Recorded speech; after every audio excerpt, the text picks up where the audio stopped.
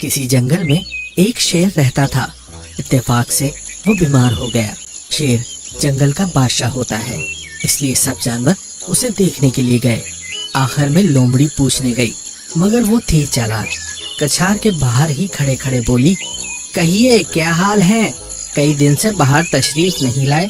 सुना है कुछ बीमार हो गए हैं आप, कोई खिदमत हो तो फरमाइए।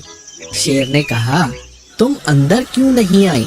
और सब जानवर तो मेरी कछार में आकर हाल पूछते हैं, मगर तुम बाहर ही खड़ी हो, इसकी क्या वजह है? लोमड़ी मुस्कुराकर बोली, मैं देख रही हूँ कि जो जानवर आपकी कछार के अंदर गए वो फिर वापस नहीं आए, क्योंकि उनके पाँव के निशान जमीन पर नहीं हैं।